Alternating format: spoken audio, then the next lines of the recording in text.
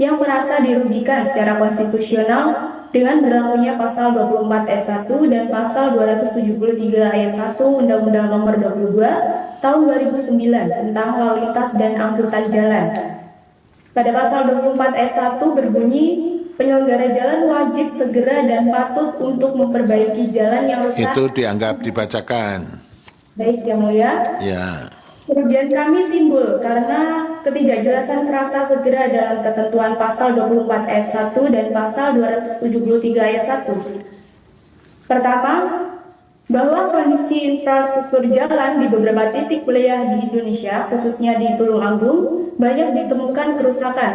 Bentuk kerusakan tersebut berupa lubang-lubang besar yang tersebar tidak merata, yang seringkali tidak terlihat atau tertutup genangan air ketika musim penghujan.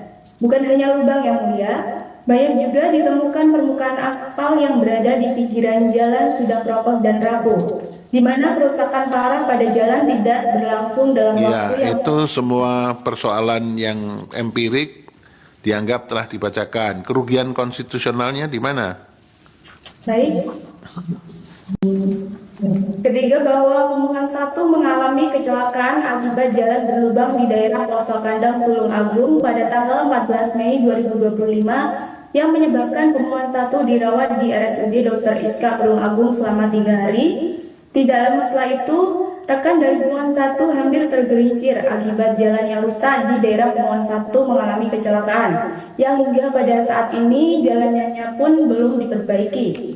Selain itu, Yang Mulia, dalam pasal APO yang diujikan ini tidak hanya menyebabkan kerugian oleh pemohon 1, melainkan juga dialami oleh pemohon 2, yang mana pada 4 Oktober 2025 hampir terjatuh akibat jalan berlubang di daerah Sumber Jempol Tulungagung ketika hendak pulang dari perkuliahan, yang menyebabkan kendaraan pemohon 2 mengalami pecah ban.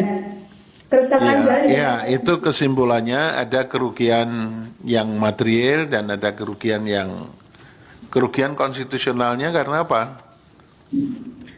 Ada diuraikan di situ. Ya, kalau enggak ada nanti kita beri nasihat ya.